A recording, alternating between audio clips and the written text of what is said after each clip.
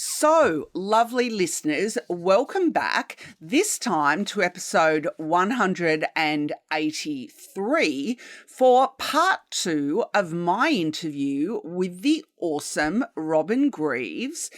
And we are picking up where we left off, where we were hearing about Robyn and where she was at that point in her career where she was transitioning roles. So you are going to hear in this episode more of Robyn in more recent years, and you're going to hear about Robyn transitioning roles and then stepping into her zone of genius, and she's going to be sharing with you how she adjusted as an EA to new executives, new roles and new environments that required different skills and different competencies from her. She's also going to talk to you about her insight into the fact that things happen for a reason and the silver linings that she's sort of learnt from that, and the value of curiosity. And she's going to share with you the tips that she has to help you if you haven't already gotten started with ChatGPT. And for those of you that have, how you can continue to leverage that in terms of your role as an executive assistant. So here is part 2 of my interview with the wonderful Robyn Greaves. And as always, all the links will be in the show notes.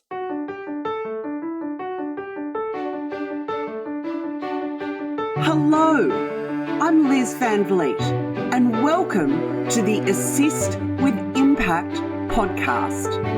Join me as I explore the competencies and capabilities that allow you to assist with impact. I'll be sharing practical tips, strategies, and insights that will help you move beyond what I call the order taker zone and be that little hinge that can swing big doors. If you're ready to be more proactive and have more impact in your role, then this is the place for you. Let's get started with the episode. Well, no, because this part probably is important to talk about. It's very formative because I got the job obviously in the tech startup and did that for 2 years. But I was made redundant from that role. Right. So that was a very pivotal moment for me in my career. And it was quite similar to what's going on now in the tech industry. It was a large number of staff were sort of made redundant for financial reasons.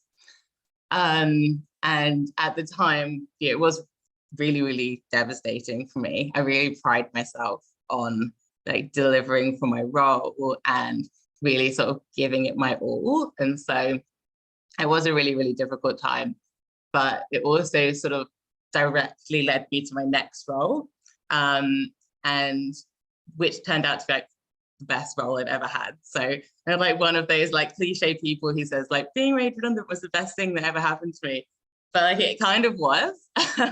There you go. See, my listeners know, my listeners will be sitting out there, ones that have listened for a while, and they'll be going, oh my God, she uses this word, but I use the word serendipity. There is so much, there is serendipity that happens. Things happen for a reason. Without the clouds, there can be no rainbows. And that is sometimes what happens. Absolutely. So tell us about this role. Yeah, so basically what happened was at the tech startup, one of the senior leadership team was on the board of the charity Canteen. Yes. And so Canteen gives support to young people with cancer and their families.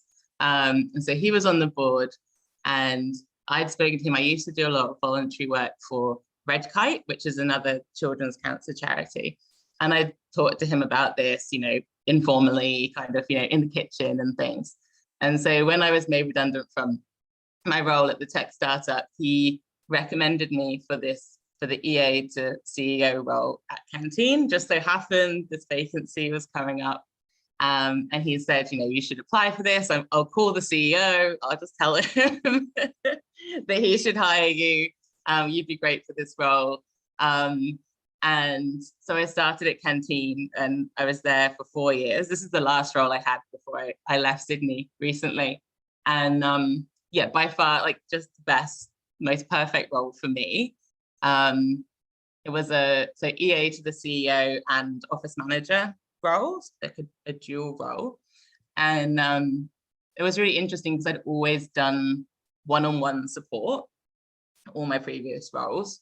And I really enjoyed that. I really enjoy nurturing that relationship and learning about someone else. And but having this kind of office manager thing added on just kind of really opened up.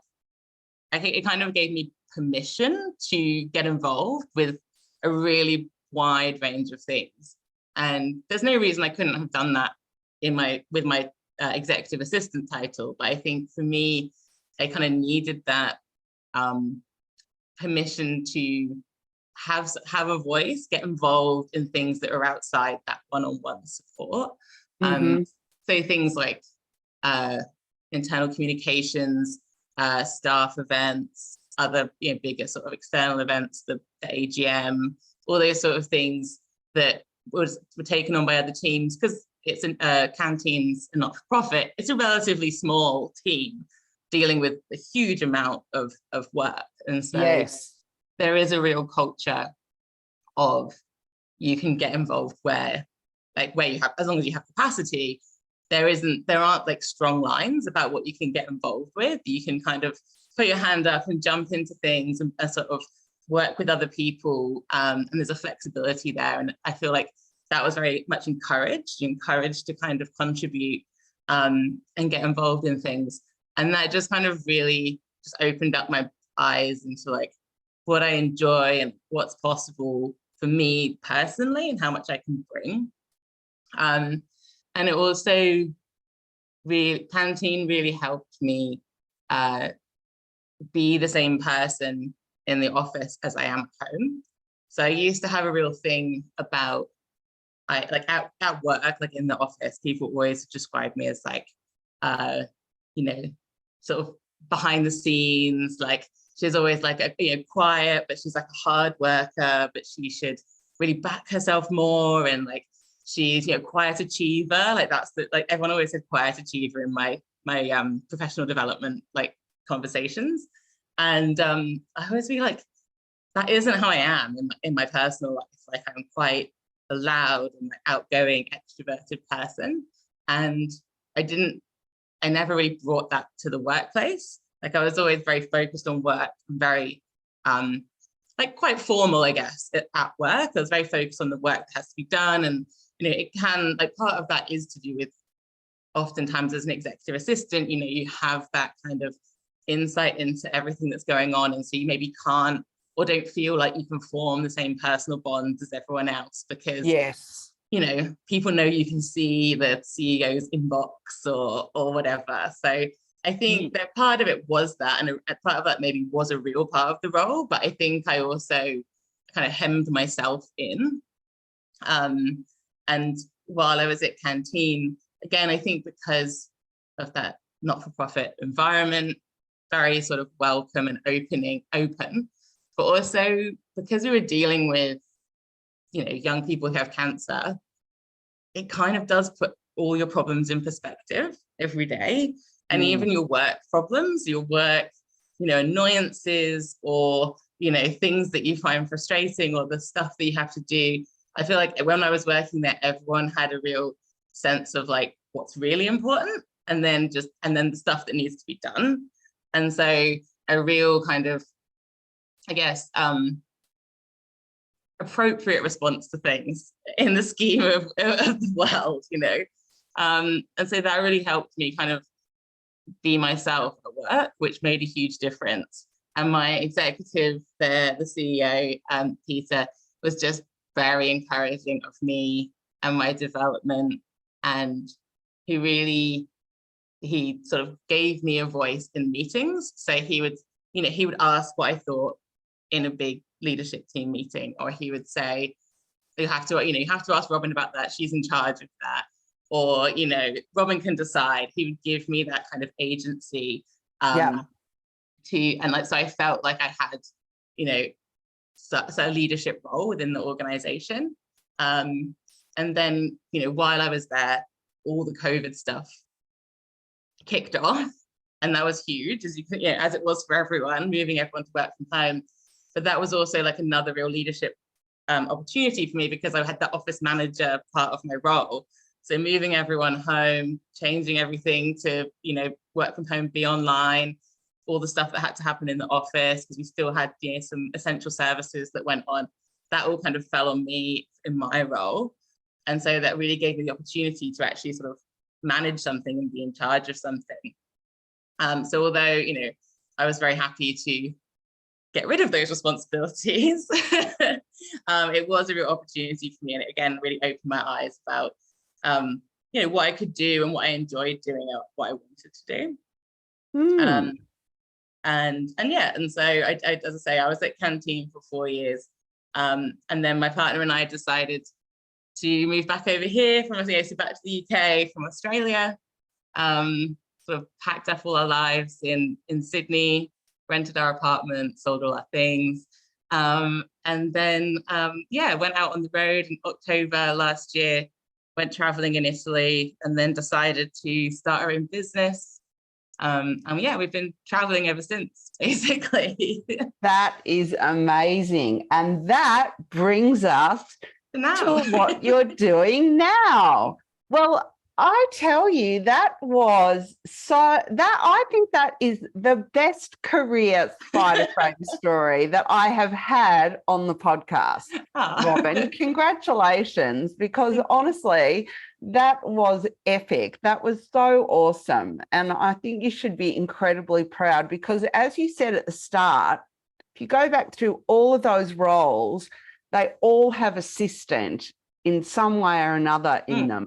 But they're all so different, and they are all so meaty and have just built and built and built in terms of both you as a human being, and in terms of your skills and capabilities. So I just think that's just such a gift that you've given us in sharing that. So thank you. Oh, no, you're welcome. Thank you. I felt like it went on for quite a long time, but I'm glad it was. No, not at all. That is an absolute, I feel really privileged to have had the opportunity to get that out of you. So that is so wonderful. So now I wanted to move on to talk about what you're doing now. So we were talking before about the fact that, before we started recording, about the fact that you are leading this digital nomad life now. And the listeners will have heard in the introduction about your business and what you're doing, you and your partner are doing. And I wanted to start off coming at it from the angle of the fact that before we get into talking about the whole stuff around artificial intelligence, I wanted to come at it from the angle of the idea of sort of the fact that, regardless of technology, there is this idea that you wrote so beautifully in this article on LinkedIn that I'm going to link to in the show notes for listeners to have a read of, where you said that assistants possess, and I'm quoting here, a special blend of skills that can supercharge process optimization within an organisation. And I loved that quote because, it's really speaking to something that, I talk a lot about, which is that idea of, rather than just following a process that's been put in place, it's the idea of saying, okay, well, is this actually the best process? And could I tweak this process? Could I use all of the experience that I have as an assistant and my knowledge and expertise to supercharge that process? So Can you tell listeners, just give them a bit of a snapshot of what you wrote in that article in terms of what those skills and capabilities are in your mind? Yeah, no, absolutely. So in terms of, I guess, just to define process optimization, because it sounds complicated, but it isn't really. It's what I mean when I say process optimization is basically how to do things quicker, easier, and more accurately. And to me, that's every executive assistant I've ever met spends their days trying to make things more efficient, more effective, quicker and easier for either, their executive, the organization, the broader team. And so I think, yeah, as you said about my article, executive assistants have all these skills that can really contribute to process optimization. And I think, a few of those skills are, so firstly, the strategic insight. So, executive assistants are in this amazing place, and that's why I love the assistant role.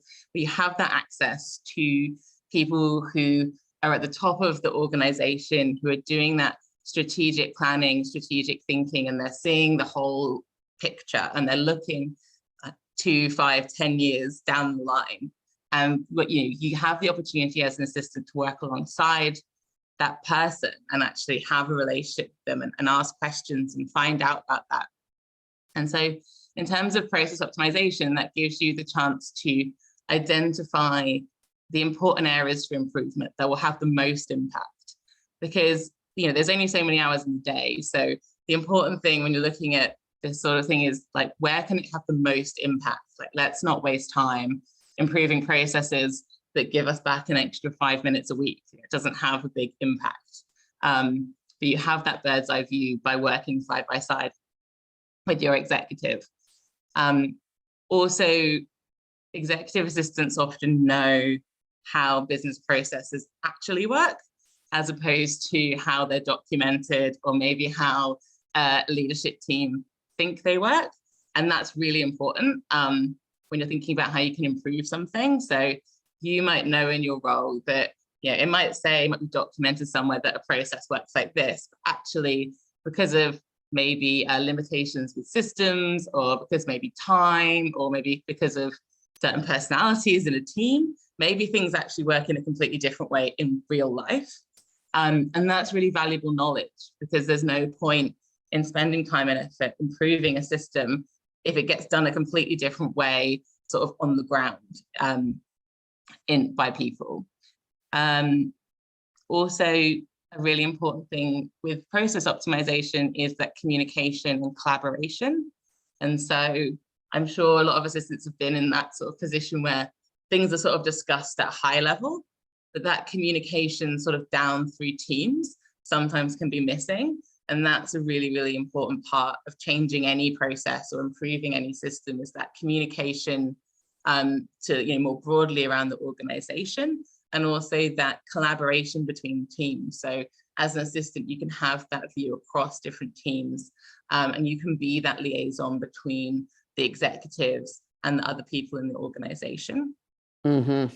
And then I think finally, and like for me, this is like one of the most exciting things about the assistant role, is that assistants often bring that cross-industry knowledge. So oftentimes people in other career paths often stay in one industry, and they move up the ladder, as we were talking about earlier, within that sector or within that organization. But oftentimes assistants have worked with a variety of industries, organizations, projects, executives. And so they bring a really unique perspective about what works and what doesn't.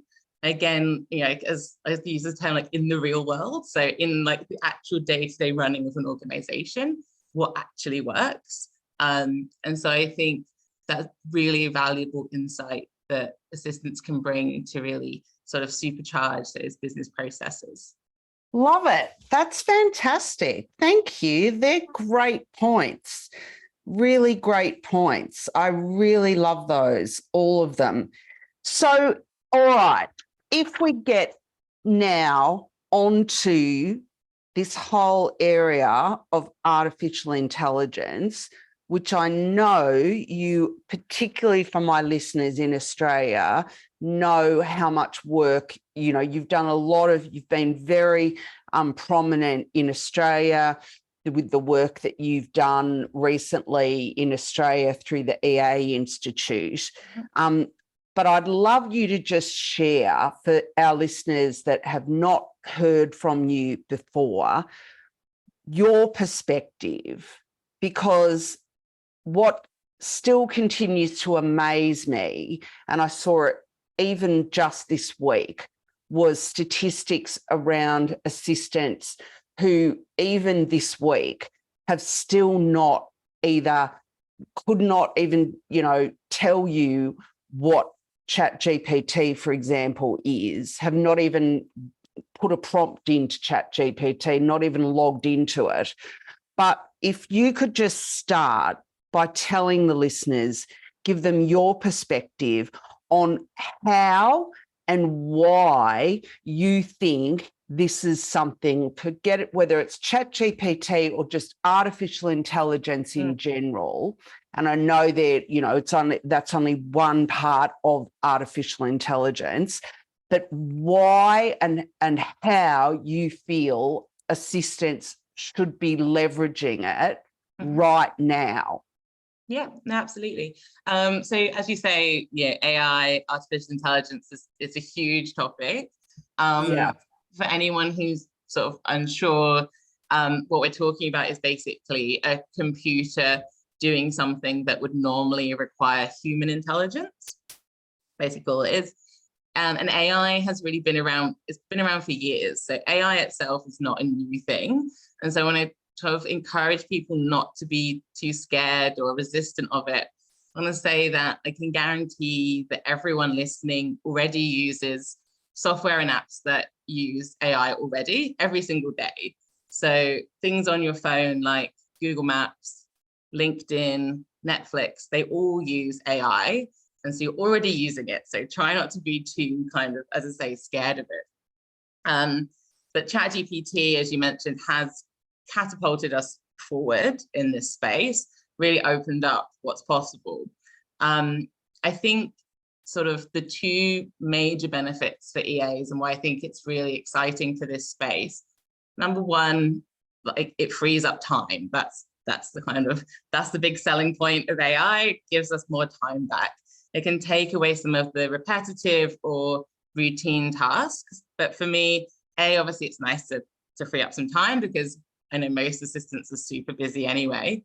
But also I like to think that it can open up an opportunity for assistants to do more strategic work, to create space so you can learn. And if you're in a more transactional role, actually give some of those transactional elements to a piece of AI software to open up some time in your role to do things that only a human can do, because there's so many parts of an assistant role that only a human can do. And so I think it's exciting that we can use technology to do more of that exciting work. And then the second thing, I think, how it can really benefit assistants is to really help you get unstuck. And like I use ChatGPT as an example, but I know that a lot of times executive assistants are just sort of thrown these tasks because who else is going to do them? Don't know, just let's give it to the assistant. Often without a lot of context or a lot of instructions, and sort of you just asked to kind of get on with it. And that's where I think something like ChatGPT can really help you just get started. As just like an example, in my previous role, I had to create a policy for bringing dogs into the office. And so, if I had ChatGPT then, I would have put my prompt into ChatGPT and, I wouldn't have published the exact policy that ChatGPT sort of spat out, but it would have been much easier than starting from that blank page. And even for more sort of simple writing tasks like letters or emails, I think you can do it yourself. We're not trying to say that assistants can't write a letter or can't write a formal email or anything, but it's just about getting started quicker. Because I know that for most assistants, probably like the phone's ringing, your Microsoft Teams messages are bleeping, you've got emails coming in, you've got someone coming to talk to you. And so it's just about using the technology to make your day, you know, as smooth running as possible so you can get on to your next task. Yep. And then I guess some more sort of specific tips I have about sort of getting started with AI. You've already sort of said this, but like if you haven't tried ChatGPT yet, like please do it today. Yeah. And you're not alone or behind. Like I like you, Liz, have seen lots of stats. Lots of people haven't tried it yet, and lots of people are not using it in a work context. So really, if you've heard people talking about it and you're like, oh, I don't know what that is, I don't want to, it's too hard, I'm really behind. It's like, that's not the case at all. I just would really encourage people, even if you can't use it at work. So we find that some organizations have banned using ChatGPT at work because of data privacy concerns and copyright issues. But even if your company can't use it, I would really, really, really encourage you to create a personal account at home. It's free, and just spend an hour just playing around with it and just get comfortable with it, because it's really not going away. Technology is going to come more and more prominent in our lives, and like you can't break it. There's nothing you can do. You know, you might not get a great answer out of ChatGPT, and we can talk about that later, but you can't break it or do anything wrong. So I would really encourage people to just have a go, and just give it a try. And also, I guess my other tip around AI is to talk to your executives and other leaders in your organization. So AI is changing currently and will change so many things in different organizations and industries. You know, health, education, legal, finance, like it's everywhere already. And so I just really encourage people to be curious about it, have those conversations with your executive. What do they see as possible? What's coming? And just yeah, as I say, be curious about it, look for it, see what it's doing, because as I say, it's not going anywhere. And then I suppose in terms of more practical tips, I can see actually you've got the Otter AI running in our transcript for the podcast. So I was going to actually use that as one of my examples. But if you want to get started with AI, other than ChatGPT and like you're not sure where to start, I would say there are thousands of products out there to pick from, and they can be overwhelming, really, really overwhelming to know where to start. But I would recommend that you choose one task that you want to sort of transform. You want to make it easier, quicker, save time. And then do some research into what tools are available with that specific task. And I would recommend choosing something you don't like doing, because that you'll be more motivated to make a change. And it is a change, like it's a change process. It's not easy to change the way we do things, to improve our processes or to implement new technology. It takes a process, it doesn't happen overnight. So choose something you don't like minutes. It's always a good example. And one of the things I would recommend is, as I say, that Otter AI, which if people don't know, is a piece of software that uses AI to automatically create transcripts of meetings. So when you're in a meeting, you can invite the Otter AI software into your Zoom meeting or into your Microsoft Teams meeting automatically. And then as soon as the meeting starts, it starts typing those notes for you in the background. And it creates something in real time that you can automatically share with everyone after, captures the slides that are on the screen, creates summaries, creates action points, gives you like a searchable transcript that you can go back and look at. And so I found that really, really useful myself as well. There, as I say, many, many products out there for all your most hated tasks. Yeah, I would agree. But I just want to bring listeners to the word you've used quite a few times, Robyn, which is curious. Be curious. You know, this is a classic example of where we can either be fearful or we can be curious. And there's that's the opportunity. the opportunity is to put the fear aside. And when people talk about, oh, it's going to take your job or it's going to cause redundancies, is to just block that out and just be curious. Be curious about what can I do with it? What can I learn from it? Because there's so much, there's so much that you can actually learn. I think, if I'm not sure about you, Robyn.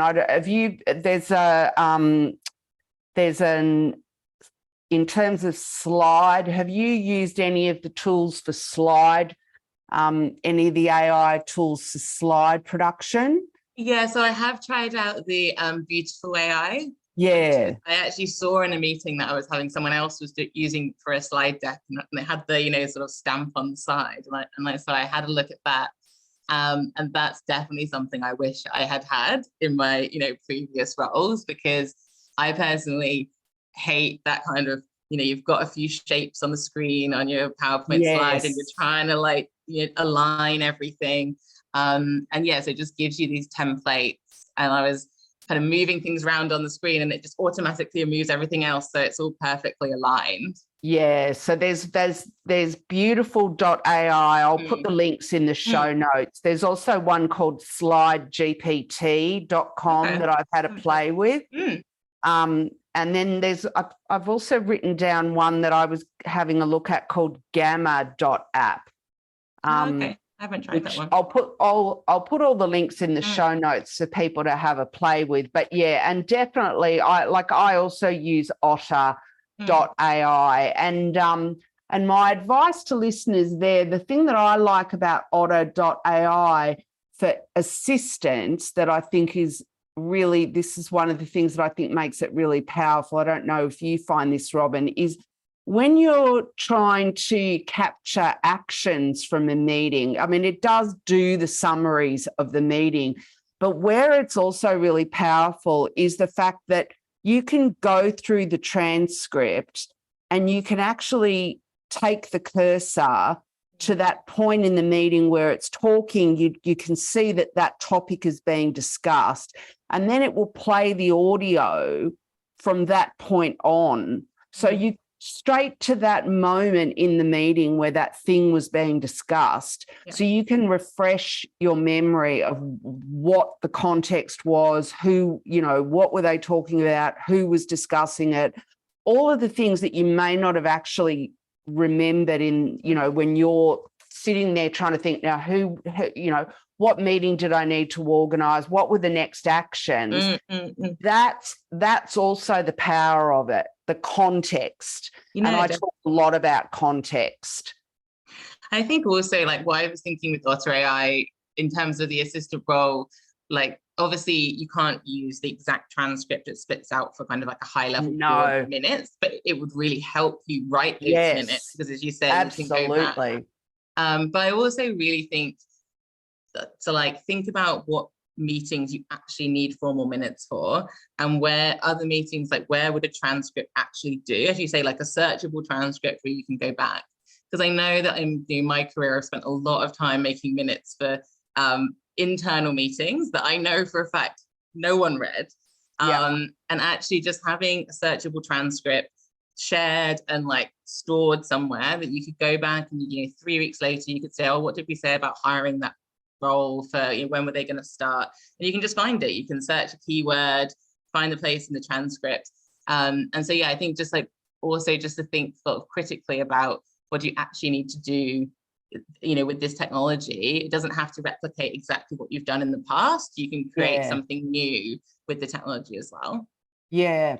Now, we talked about ChatGPT, and one of the things that I loved that you have produced is your fantastic video and your guide on, prompts for assistance to help them get started with ChatGPT. Now, I looked at that. That was something that I got from you a little while ago, purchased from you a while ago. Is that something that you've updated of late, or is that because that was a few months ago. Is that something that's updated? And it is still available. So it's really as like an introduction to ChatGPT sort of for executive assistants. So it takes you through, like, it's really aimed at people who haven't used ChatGPT before. So the basics of how to set up an account, how the functionality of ChatGPT works. And then, as you say, we've created the 41 sort of template prompts that are for assistants. And like the idea with that is really to give assistants an idea about what's possible with ChatGPT. So all the prompts are there. You can copy and paste them into ChatGPT and update them. But also what I wanted to do with it is just kind of inspire people to the range of tasks that ChatGPT can help with. So everything from a presentation outline to a press release or a checklist or a plan for event management or professional development. And really just inspire assistants to think about more broadly, I guess, other than emails, what ChatGPT can actually help with, because it's really any type of text that you need to do. ChatGPT can help. So I will put the link to that to where people can see that and purchase that in the show notes. And in terms of upcoming things, because we're recording this at the end of June, so by the time this episode comes out, it will probably be towards the end of July. So Robyn, if people are looking for courses or things that you're going to be doing, what's coming up for you in the second sort of third, July, August, September timeframe? Yeah, definitely. So the best thing, like, if you connect with me on LinkedIn, like that's where I am all the time, creating content around these topics. And I'm really passionate about creating free content as well on there. And I sort of created a ChatGPT cheat sheet recently about getting the most out of your prompts. And so connect with me on there. And I'm also really happy to, answer any questions, send me a DM, anything like that. I am going to be doing also some more work with the EA Institute in this space, but we're sort of developing that at the moment to see what that looks like. And just really sort of seeing where the rest of the year takes me in terms of all these sort of opportunities around AI, which is really exciting. Excellent. All right. Well, any links that all the links will be in the show notes, and listeners will be having 2 episodes, because listeners know that I've become known for having one episode that's all about the career spider frame, and one episode about what my guests' area of expertise is. So the links will be in both of those episodes. Are there any final thoughts that you'd like to leave us with, Robyn? I just wanted to give everyone, if you use sort of Microsoft 365, the kind of hot tip about Copilot. I don't know if this is something you've already spoken about in the podcast. No.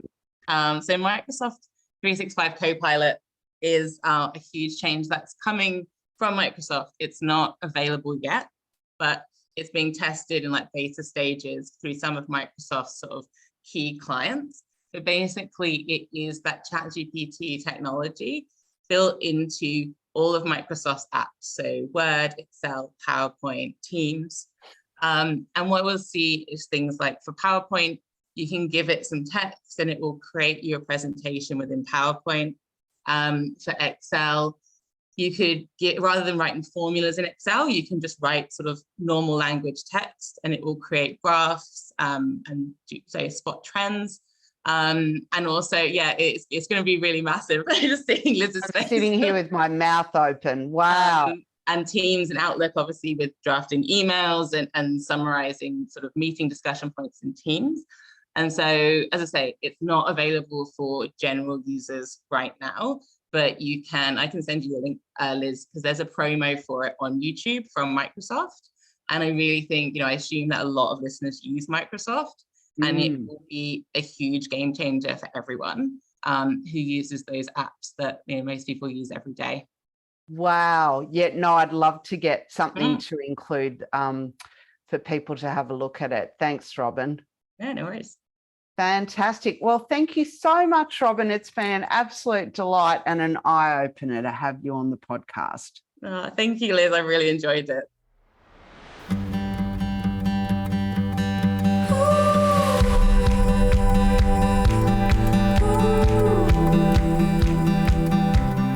Thanks for listening to today's show. I hope you enjoyed it.